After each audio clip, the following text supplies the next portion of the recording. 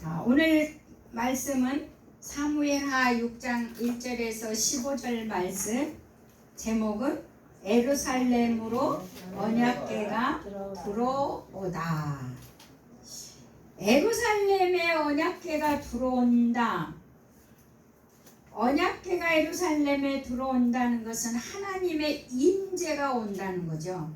하나님의 거룩한 임재. 하나님의 거룩한 임재는 예루살렘으로 들어왔을 때 이 예루살렘이 다윗성으로 바뀌죠. 다윗성으로 바뀝니다. 그런데 하나님의 이 언약궤 임재가 들어옴으로 말미암아 다윗은 전무후무한 일을 해냅니다. 이스라엘의 통일 왕국, 최고의 땅을 넓힐 뿐만 아니라 이스라엘은 어마어마하게 부자가 된 나라죠. 그래서 지금도 이스라엘 성지순례를 가보면 따잇밖에 없어요. 그래서 다윗이랑 안 하고 그들은 따잇 그러더라고요. 그러니까 그만큼 세계 역사의 인물에도 다윗이 들어가 있거든요. 미국의 역사 인물에 10대 안에 들어갔다 그래요. 역사 인물에.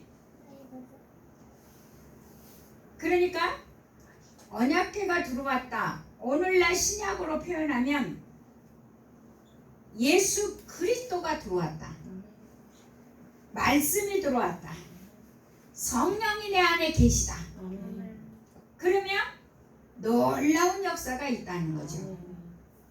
오늘 본문이 다윗은 이스라엘의 전체 왕이 되고 예루살렘을 여부스 족속에게서 빼앗아서 수도를 예루살렘으로 천도하고 예루살렘 성을 수축하고 정비하고 나니 하나님의 언약궤가 저 산속에 아비나답의 집에 있는 것이 마음에 걸렸어요. 그래서 다윗은 결단을 합니다.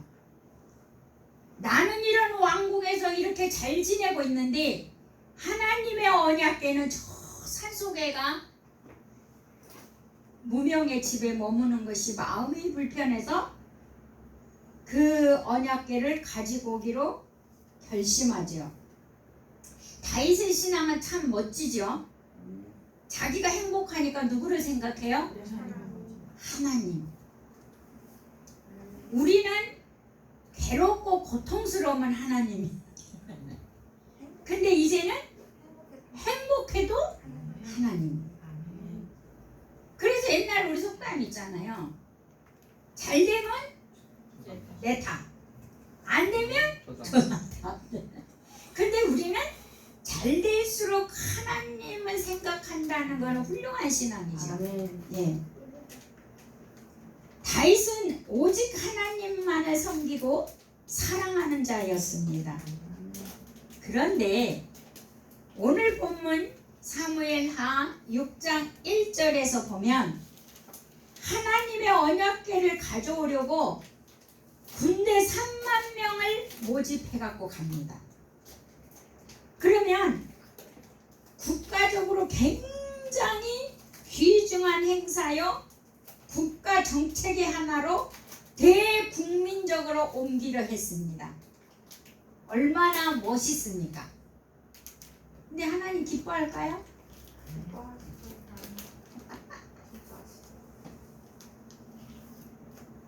있잖아요. 우리가 아무리 내가 하나님을 좋아서 내 방법대로 사랑하면 안 되는 거야. 하나님의 방법대로 우리는 사랑해야 돼요.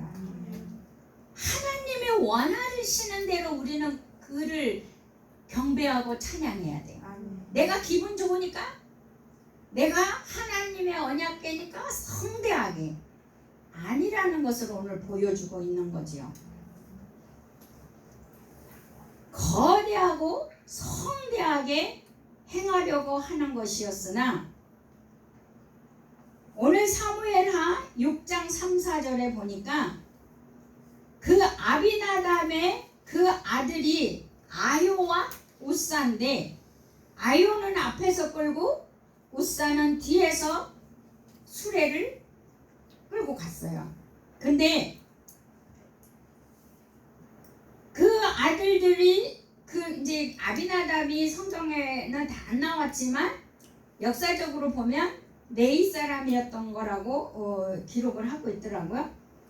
그래서 이제 다윗이 3만 명을 하고 이 아비나답의 집에 있었기 때문에 그 아들들을 위주로 해서 수레를 새로 만들고 그리고 온 백성들에게 악기를 동원해서 하나님 앞에서 연주하면서 그러니까 얼마나 아름답고 성대합니까? 3만 명의 호의를 받으며 막 악기를 동원해서 악기로 노래를 부르며 그리고 수레를 새 번 만들어서 큰하게 이거를 진행하고 있었던 것이요. 근데 6절에서 7절에 보면 우사가 그만 죽고 맙니다. 우사는 소가 뛰니까 언약궤가 흔들려서 그 언약궤가 땅에 떨어져서 깨트려질까봐 잠근 것 뿐이에요. 그런데 우사가 거기서 죽어버려요. 제가 초신앙 때는 이거를 이해가 참 못했어요. 아니 흔들거리면 잡는 것이 맞는 것이지 그러면 떨어지라고 놔둬? 제가 어린 신앙에는 그랬었어요.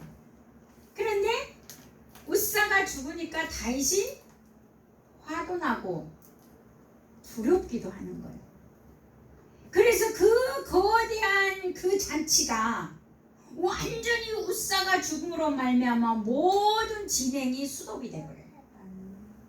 그러면서 우사가 죽으니까 거기 옆에 있는 에벳 에돔을 불러서 야 언약궤 니네 집 갖다 놔. 여러분 에벳 에돔도 얼마나 겁났을 것 같습니까? 그런데 뭐 누구의 명령이에요? 왕의 명령이니까 울며 거절미로 언약궤를 끌고 집에 갔어요. 그리고 이제 없던 일로 덮었어요. 그런데 어느 날 다윗이 들으니 언약궤가 들어간 에벳 에돔의 집에 복을 받았다는 소리를 듣는 거예요. 그때 다윗이 다시 용기가 난 거예요. 그래서 왜 우사가 죽었고 내가 하나님의 성대하게 이 언약궤를 멋지게 빵빠레로 울리면서 하나님 언약궤를 모셔오려고 했는데 왜 우사가 죽냐 이 놀라운 성대한 거국적인 잔치에. 그런데 여러분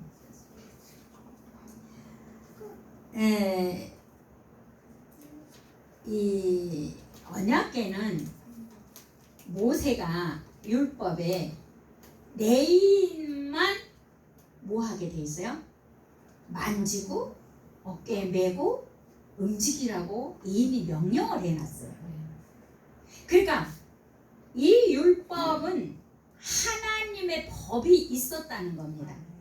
이 언약궤를 움직일 때 하나님의 법이 있었습니다. 누구나가 만질 수 있는 게 아니고 누구나가 들여다볼 수 있는 아니었다는 거죠. 왜냐하면 이 언약궤는 곧 하나님의 거룩한 임재를 지칭하고 있기 때문에요. 예, 그렇기 때문에 함부로 대하면 안 됐는데 다윗이 이 법도를 몰랐던 거죠. 그런데 한 번의 실수로 인해서 다윗이 이제 이 법도를 알게 돼서 이제 이 법대로 움직이게 되는데, 자 그렇습니다. 여기 이제 민수기서 그 법을 보면 민수기서 4장 우리 성경을 한번 보아야 되겠죠. 여러분 눈으로 확인을 합니다. 민수기서 4장을 보십시오. 민수기 4장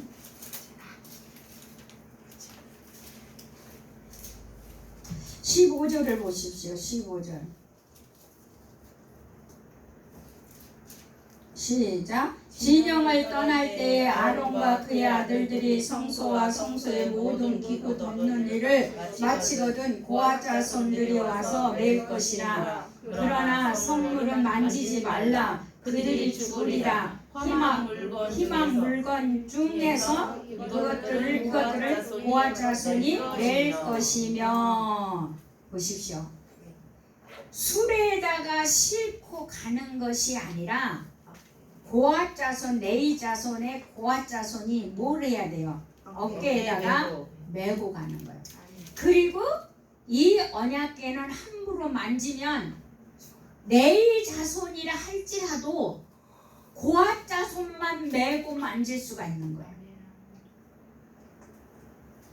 그러니까 우리가 예수 그리스도로 새로운 피조물이 됐다 할지라도 새로운 피조물로 기능하는 그 기능이 틀려요.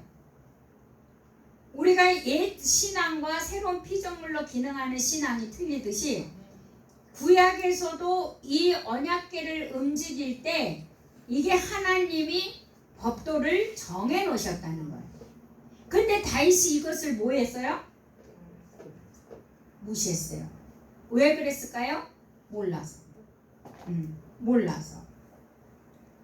근데 이제 모르면 다 용서냐? 그것도 아니죠. 레위를 불러서 물어봤어야지요. 옮길 때. 그런데 자기 생각으로 3만 명의 거국적인 사람들을 군대를 불러서 엄청난 큰 행사로 보여지는 행사였던 거죠. 다윗은. 자, 그리고 이 레위인들은요, 이제 20절까지 계속 읽어볼게요. 성경 봉독할게요. 16절 시작. 제사장 아론의 아들 엘레아살이 맡은 것은 등유와 태우는 향과 항상 드리는 소제물과 간유이며 또 장막 전체와 그 중에 있는 모든 것과 성소와 그 모든 기구니라. 여호와께서 또 모세와 아론에게 말씀하여 이르시되 너희는 고아 자손의 지파를 레위 중에서 끊어지지 하지 말지니 그들이 지성을 접근할 때 그들의 생명을 보존하고 죽지 않게 하기 위하여 이같이 하라. 아론과 그의 아들들이 들어가서 각 사람에게 그가 할 일과 그가 맬 것을 주의하게 할지니라. 그들은 잠시라도 들어가서 성소를 보지 말라. 그들이 죽으리라. 아멘. 자, 어깨에다 매야 되고 이 지성소에 들어가서 볼 사람은, 언약궤를 볼 사람은 아론의 자손만 볼 수 있고, 같은 레인이어도 고아 자손이 가서 들여다보다가 죽을까 하노니 그들은 생명을 보존하기 위해서 보지 말게 하라. 분명히 계시가 되어 있어요. 그런데 자 보십시오. 궤를 움직일 때 이렇게 하나님의 명령이 있거든요. 그 명령이 있는데 그 다윗은 하나님의 이 법대로 움직이는 것이 아니라 자기 생각으로 이제 옮기고 다루었던 거죠. 자, 사무엘 상 6장을 한번 이제 가보십니다. 아까는 보면은 사무엘 하였지만 이제 상 6장 19절에서 20절을 보십시오. 사무엘 상 6장 19절에서 20절.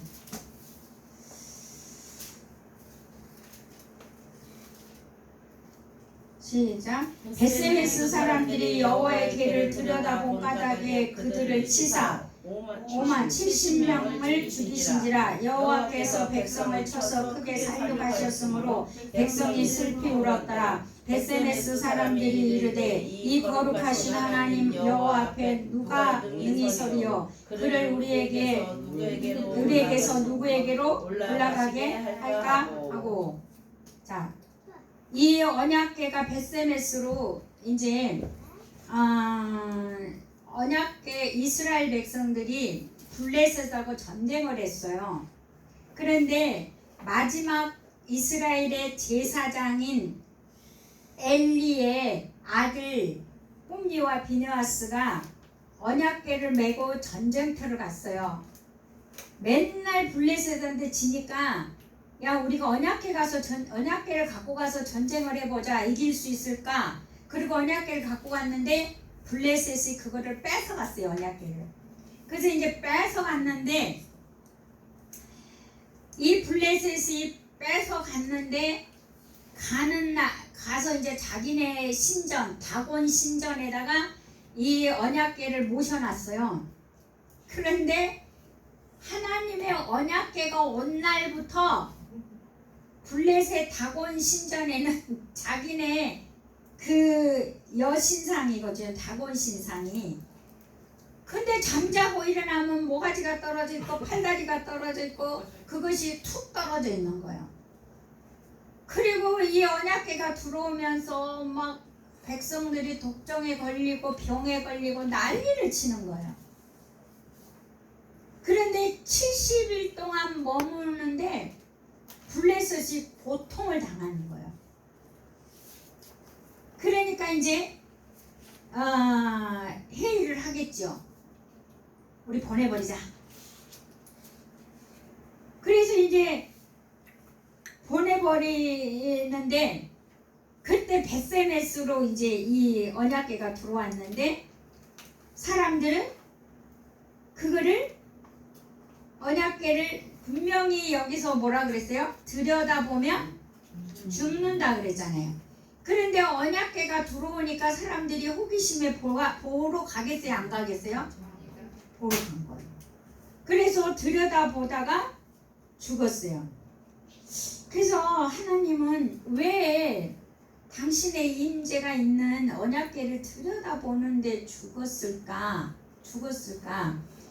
볼 때 어느 책에 보니까 이런 얘기를 했더라고요. 하나님의 그 임재, 거룩한 임재를 어떤 충동적으로 호기심으로 들여다본다는 것은 하나님의 임재를 침해한 죄악이 된다라고 나와 있더라고요. 그러니까 하나님의 임재는 호기심의 대상이 아니고 충동의 대상이 아니라는 거죠. 그러니까 하나님을 믿으면서 하나님 나를 잘되게 할까? 하나님이 믿으면 나 뭐 이런 것 좀 내가 원하는 것이 될까? 어떤 이런 호기심과 충동이 아니라는 거예요. 우리 신앙은. 그리고 이 대제사장만이 1년에 한 번씩 들어가서 이스라엘 백성들을 그 속죄제를 드리잖아요. 그러니까 하나님의 거룩한 임재를 충동의 대상, 호기심의 대상이 아닌 거. 하나님은 실제하시고 살아계신 하나님을 보여준 거죠. 실제하시고 살아계신 하나님. 그래서 이스라엘은 언약궤를 빼앗김과 동시에 방치하는 세월 70년 세월이 이스라엘은 암흑기였다는 거예요. 언약궤를 빼앗. 그러니까 이건 뭘 얘기합니까? 우리가 예수를 믿어도 성령이 역사를 안 하면 암흑기가 되는 거예요. 이스라엘도 언약궤를 뺏기고 암흑기를 가는 거예요. 그러니까 우리가 예수를 믿어도 성령이 내 안에 역사하셔야 됩니다. 아멘. 이것이 진정한 신앙인이 되는 거죠. 예. 그러니까 인간이 아무리 화려하게 하나님 일을 한다 하더라도 하나님의 법도가 아니면 하나님의 영광이 아닙니다. 아름답고 화려해도 하나님의 영광이 없으면 아름다움이 아니죠. 구약의 율법이 왜 그렇게 무섭습니까? 하나님의 법이요 신의 법이기 때문입니다. 그런데 이 신의 법, 율법은 사랑으로 완성하신 분이 누굽니까? 예수 그리스도죠. 그래서 구약의 법은 잘못하면 죽는 법이었지만 신약의 법은 잘못하면 죽이는 법이 아니라 살리는 법입니다. 예. 그래서 생명의 성령의 법입니다. 성령이 역사에서 살리는 법이다 이 말이에요. 그게 로마서 8장 1, 2절 말씀입니다. 우리가 한번 가볼까요? 로마서 1장 8장 1, 2절 말씀. 로마서 8장 1, 2절 말씀.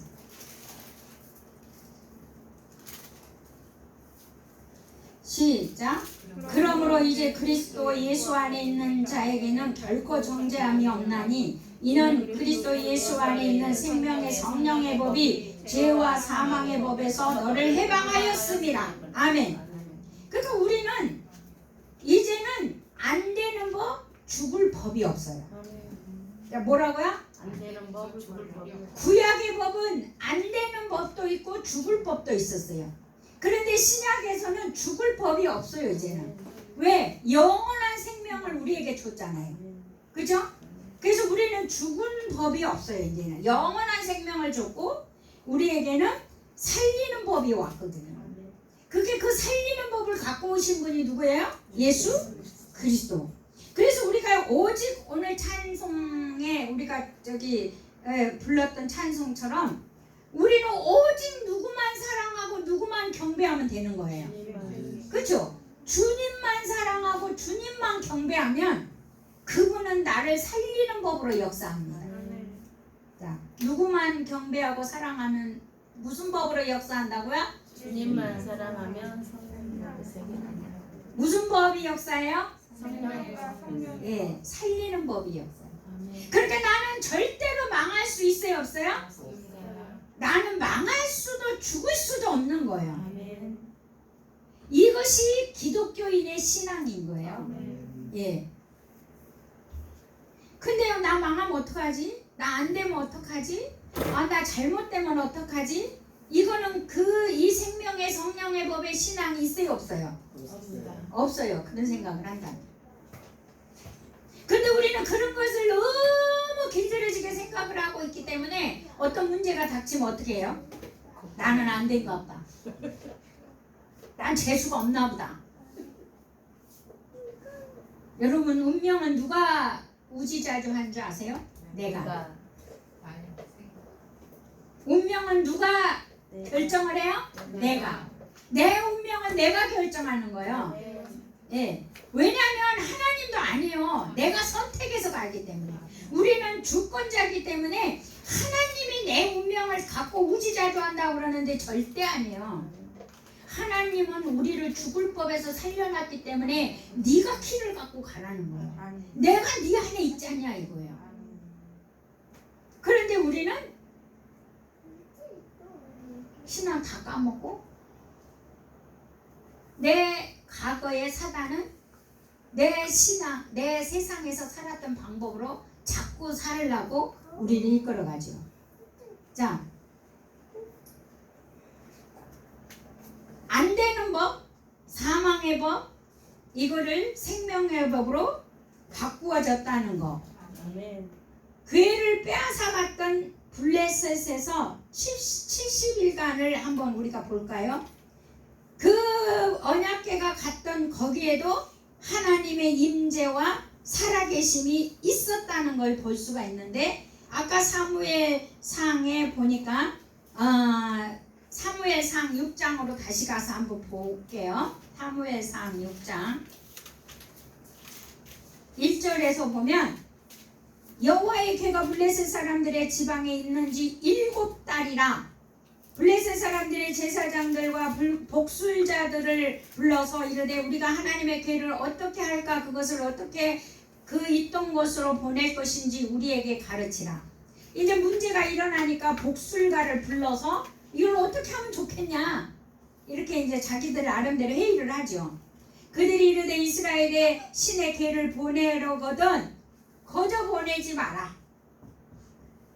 그에게 속건제를 드려야 할지니라. 그리하면 병도 낫고 그의 손을 너희에게 옮기지 아니 하는 이유도 알리라 하니. 보십시오. 이 이방인도 속건제에는요 물질이 빠지면 안 된다는 걸 알아요. 하나님의 궤를 빼앗아간 속건제잖아요. 이 속건제에 해당하려면은 뭘 보내야 된다? 속건 제물을 보내야 된다는 거예요. 여러분 언약궤가 돌아올 때는 그냥 안 돌아와요. 4절 같이 봉독합니다. 시작. 그들이 이르되 무엇으로 그에게 드릴 속건제를 삼을까 하니 이르되 블레셋 사람의 강백에 쓰인 금속종 5과 금은쥐 5마리하여 하리니 너희와 너희 통치자에게 내린 재앙이 금이십니다. 예.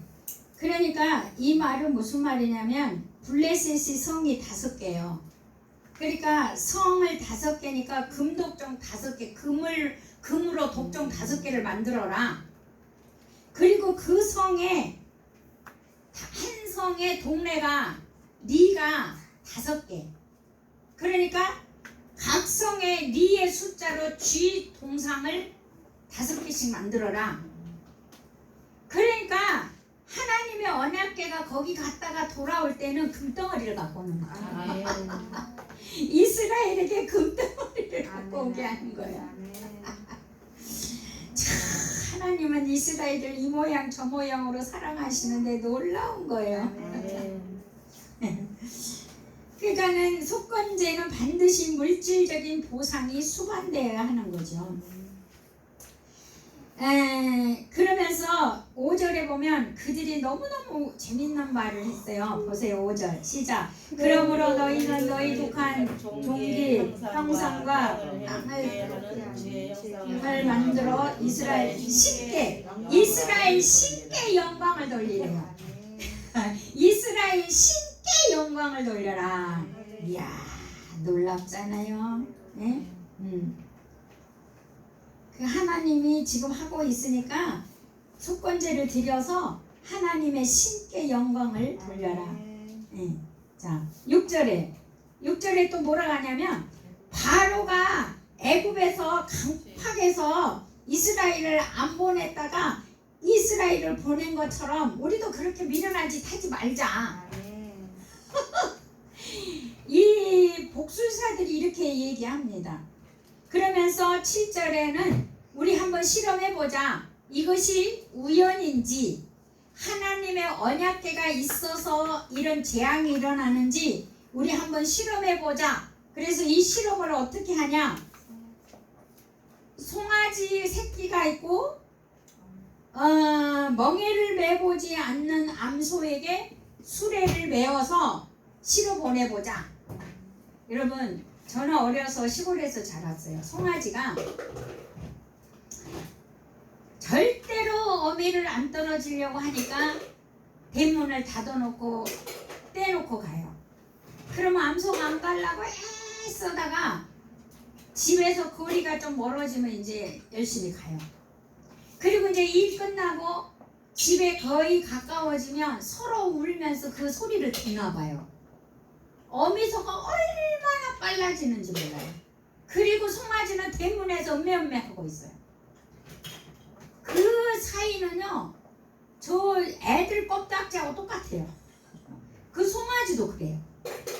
그런데 이 멍에를 매보지 않았다는 거는 수레를 안 끌어봤다는 전나는 소라는 얘기는 바로 어미소라는 얘기인데 이 암소에 수레를 해서 이 암소가 송아지한테 가는지 이스라엘로 가는지를 한번 보자는 거예요. 만약에 이 소가 송아지한테 가면 이 독종이 우연히 생긴 거고 이 암소가 저기 이스라엘로 가면 뒤도 안 돌아보고 이스라엘로 가면 이건 하나님의 역사인 거다. 이렇게 실험을 한 거지 그들이. 그런데 벳세메스로 가는 소가 어땠어요?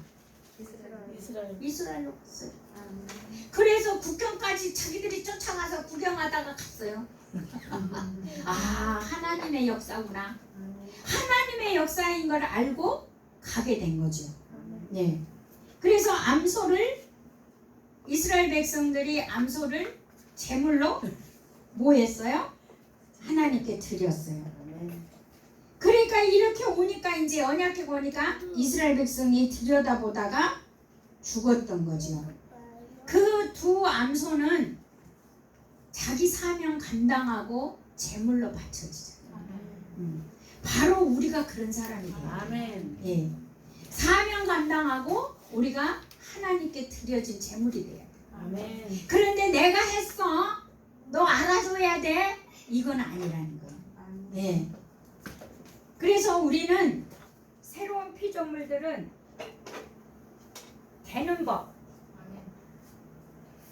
되는 법을 써야 돼요. 되는 법. 예.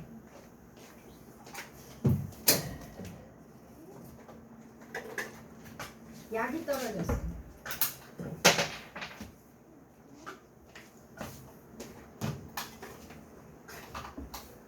자, 되는 법. 새로운 피조물은 되는 법이고 생명의 성령을 배워서 우리는 살고 있습니다. 되는 법에서 살고 있다는 것은 잘 되는 거고 또 우리가 이 잘 되는 법을 선포를 해야 합니다.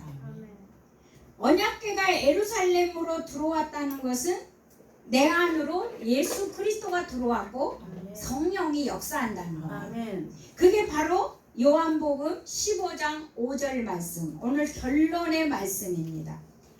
예루살렘으로 언약궤가 들어오는 이 결론의 말씀이 신약으로 연결을 해보겠습니다. 요한복음 15장 5절 말씀입니다.